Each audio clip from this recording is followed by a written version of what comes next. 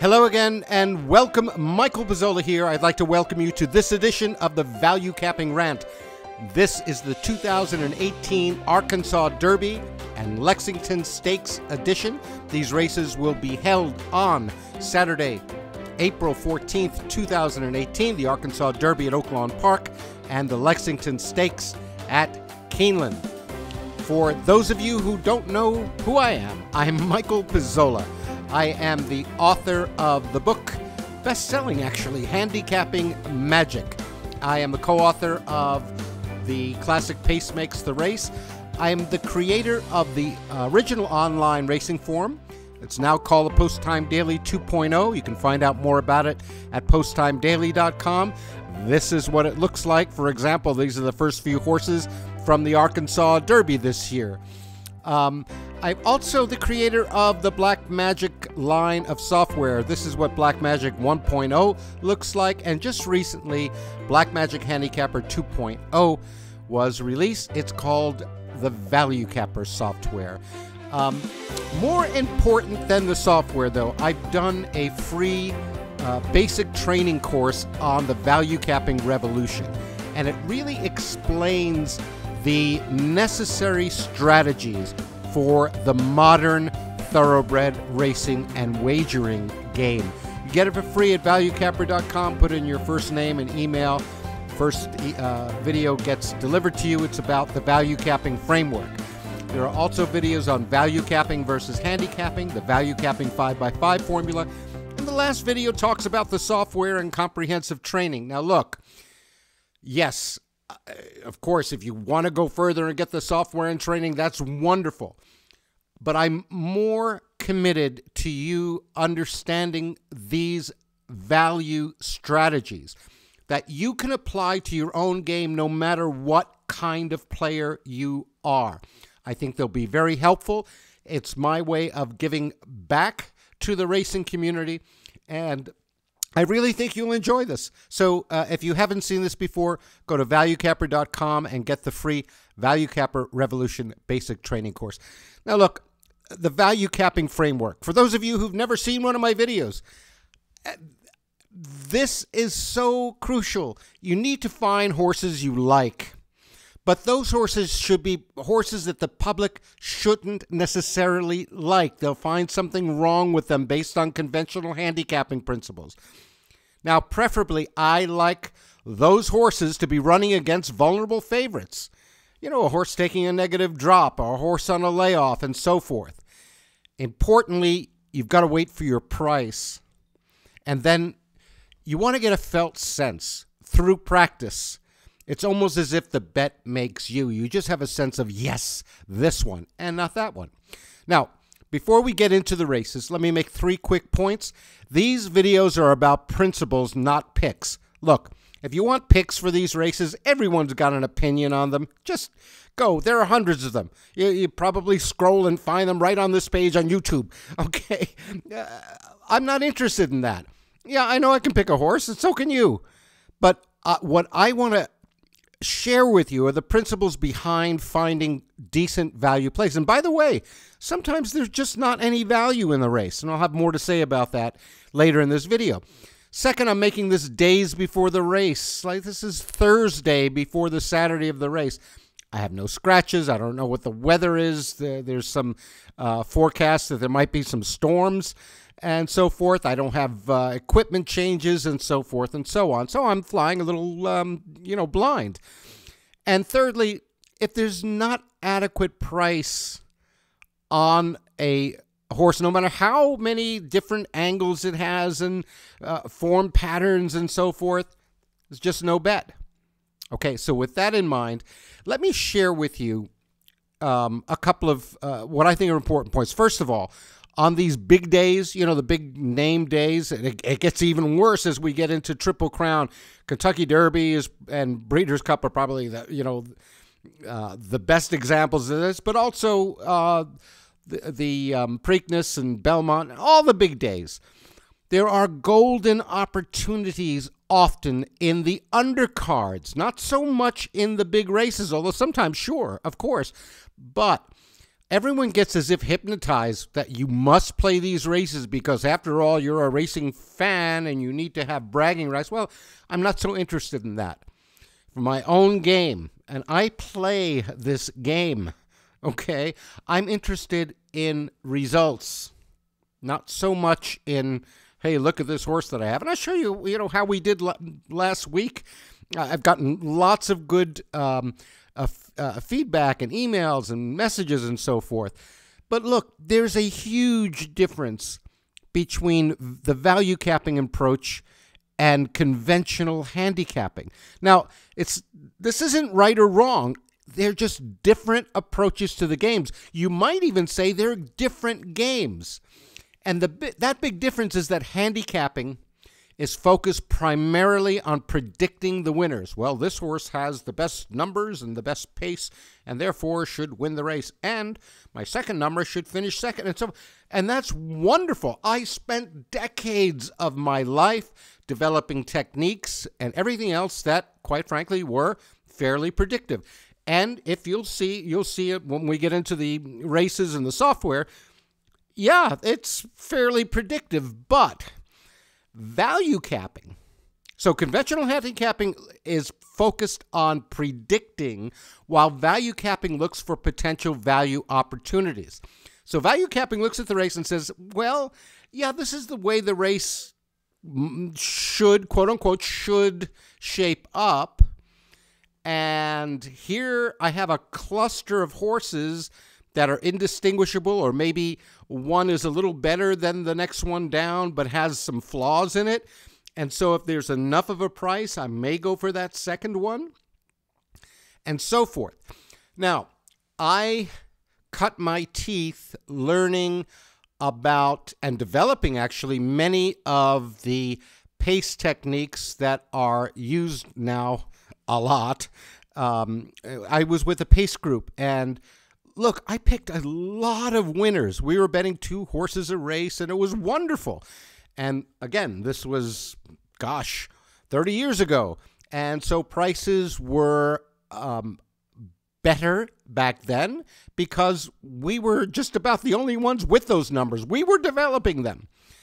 As those numbers got more and more into the mainstream, the prices went down. So while there were a lot of winners, there may not have been all that much in the way of profit, and that has been exacerbated as the public has gotten better and better numbers. So the emphasis of value capping is on finding good, solid value opportunities. They don't all win, of course, but they don't all have to, because they pay enough that they wipe out the losses and then some. Okay, so again, I've gotten a lot of good feedback on the last few videos because people will look at those videos and after the races and say, wow, that horse was on top and that horse was on top, and I'll show you those. But were they good value opportunities? I didn't think so, but I do appreciate the kind feedback. So if you're ready, please come and look over my shoulder. I'll show you those races from last week. We'll go over the Arkansas Derby and the Lexington Stakes, and I hope you'll enjoy seeing how these principles of value capping work in action. Okay, so here we are at the main screen of the Value Capper software, and I just want to very, very quickly thank you for all the kind comments about the races from last week, the Wood Memorial, the Bluegrass, the Santa Anita Derby. But listen, in the Carter handicap, I had my eye on a horse that I thought might go off at a long price, the 10 Fellowship. Yeah, he went off at 120 to 1 and finished like 7th in the race. Okay, but I also said that Army Mule, if it was ready, should win. Why? It's right on top with a big gap, and guess what? It won by 6 1/4 lengths. Now, it paid only 2 to 1. Since I had it 9 to 2 on my line, it was an underlay. I'm sorry. That, to me, is not a great bet, but yet the software does say, yes, this is a good horse if you can get a price on it. Now, the Wood Memorial was a bit of a a more interesting race, a more textured race. Vino Rosso was on top in both the neutral and late biases. I had my eye on King Zachary and Heartful of Stars. I made a half-hearted recreational bet on that, and Vino Rosso won. And, you know, the three horses who finished first, second, and third are all there, the 9, the 5, and the 8. The two horses I had my eye on did not run. They finished 5th and 6th. The horse I thought was my best, most solid bet of the day just missed by half a length. It was a horse called Thoughtless in the Carousel Stakes at Oaklawn, which, again, I talked about. Check me out. It was in the last video. I made this a week ago Thursday, a week ago today. In other words, in anticipation of the races from April 7th. 9-1 on that horse. Yeah, that's the kind of a horse that I mean. It's a horse I like, that the public shouldn't, going off at a really good price with lots of extras and so forth. Now, in the Bluegrass Stakes, again, thank you. I appreciate your kind words. Good Magic is there with a big gap over the rest of the field. Problem, 8-5. And yes, the 12 is there in the arc and so forth. But, you know, not a horse to bet, not a horse to bet against. And here's the, you know, in the Santa Anita Derby, this was, someone wrote me and said, do you realize you had the first 3 horses in order? Yeah, well, you know, big whoop-de-doo. Justify over Bolt d'Oro? Who? Of course. But at even money over 6-5, okay, Core Belief's third was pretty good at 41-1. But look, these aren't good opportunities for betting. As I said, my best bet of the day was on an undercard race at Oaklawn on that day. So the reason I'm showing you this is, one, to say thank you. Yes, you have to start with something that gives you a good basis for who's going to be, you know, in the running in the race. But then you have to look further and look for value. And with that in mind, let's go to April 14th and look at the Lexington and look at the Arkansas Derby. Now, in the Lexington Stakes at Keeneland, here's the first thing I notice. The software, after applying a very non-conventional way of getting running lines and using numbers that are not readily available. These are my babies, my masterpiece numbers, okay, that I've been developing for decades. I think they're the finest pace/velocity numbers anywhere. And I've got a pretty big database and know that they are very, very sound. Okay, so after using numbers that aren't available and a non-conventional technique of applying those numbers, guess what? My boy Jack is the favorite in the race. He won the Southwest 2 races ago. He was third in the Louisiana Derby. I don't know if he got the greatest of rides in that race. And then right behind this colt are the 3 next morning line favorites. Telekinesis, the 2, Gravitos, the 6, Pony Up, the 7. You know, there's a long shot in the mix called Magical Meister.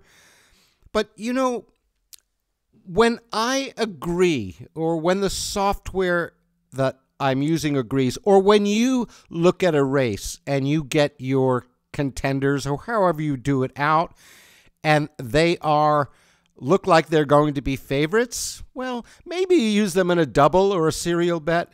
But in my mind, I'm really not interested in this big a field betting a horse like my boy Jack. I would have to get a very big price. I mean, Colt has done nothing wrong. Telekinesis has 2 races. It won its maiden, finished third in an allowance. Okay, maybe it's taken a little bit of a stretch going into the Lexington. Gravitos, I mean, won its last 2 races in a row, won at Del Mar, won at Remington Park, and then is on a long layoff from December. Pony Up, this is a closer. This fits the way the race projects, which is highly pressured. The reason I say highly pressured, if you look at acupressure, you know, Gracida and Gravitos should be out there, you know, vying for the lead. But there are several horses, like 5, 6 horses in this race that want to be on the lead, rather. The 2 colts that like to close, at least from their limited racing experience, are My Boy Jack and Pony Up, which I think are going to be the first favorite and probably the second or third favorite in the race. The only long price in the ARC is Magical Meister. Maybe it won the Battaglia at Turfway Park on February 23rd, then came back and threw in a real clunker. Now, I have to ask myself, do I really want to bet this colt? I've got him on 8-1 on my line.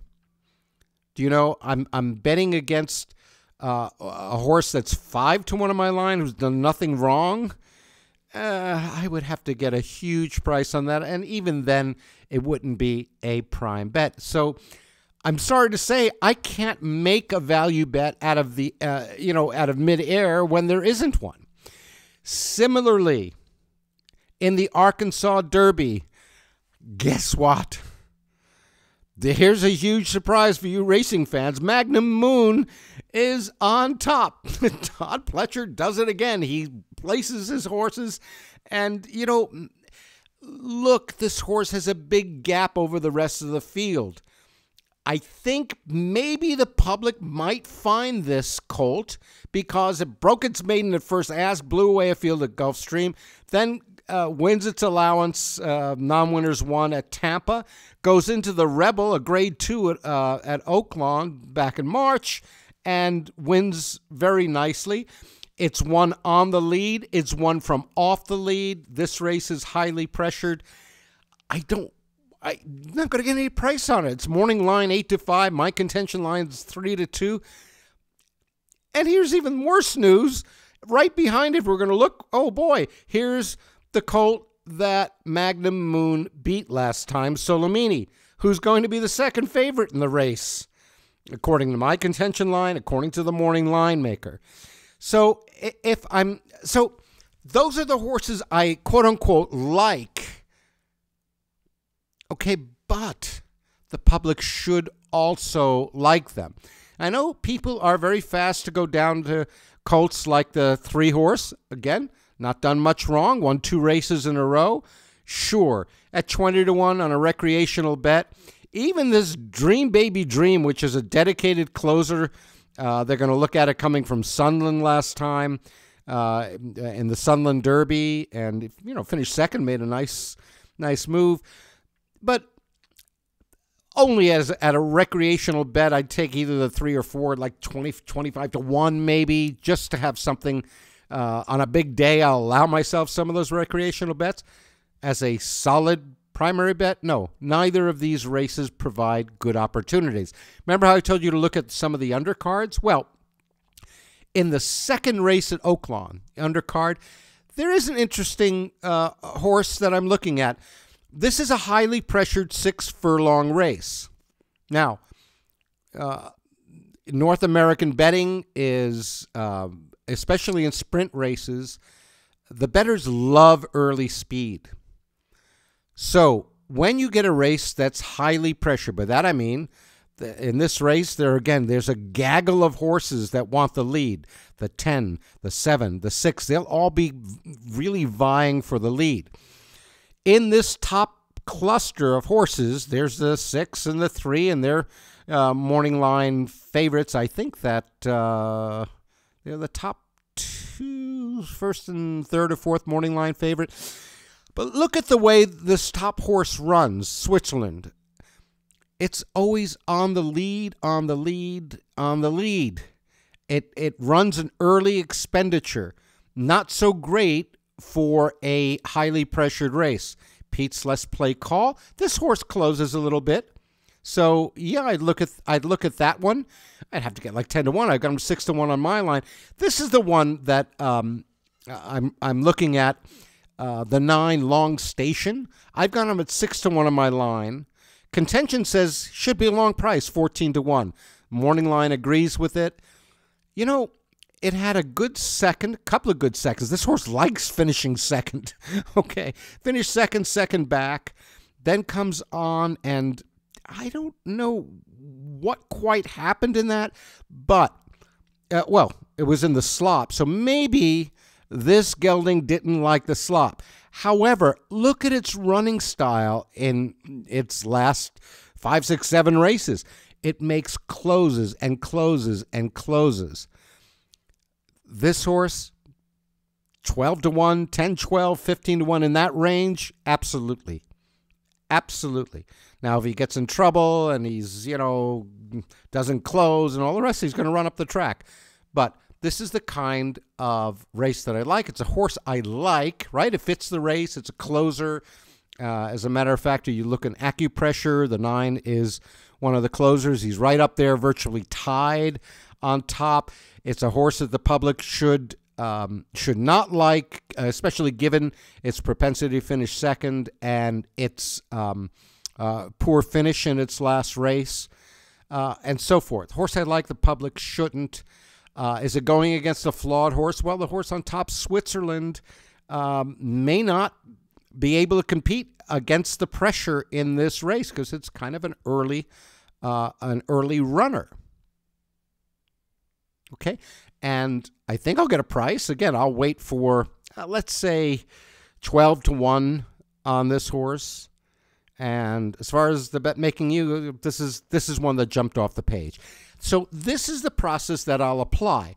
I like a race like this a lot better than a horse, a colt like Magnum Moon, which everyone and his sister will go, oh, that's the horse. And you see, that's the difference between value capping and handicapping, conventional handicapping. I know that if any software, any approach that I would have taken, again, decades ago when I first started this, that picked so many of these horses on top, because I was just interested in the number of winners that I got and wasn't so concerned about the price, I would have been over the moon. I would have thought some kind of alien intelligence had come down and written this program and said, wow, this is the greatest thing in the world. Now I like to think of a lot more mature player where I realize the game is much more about value and getting paid for when you cash a ticket. So I hope that was helpful and you enjoyed that analysis. So thank you very, very much for spending this time with me, for allowing me to share with you my insights on this great and wonderful game that we get to play. The best of luck at the races. Remember to wait for your prices and let the bet make you. I'll see you next time on the Kentucky Derby 2018 Rant. Until then, be well and good luck.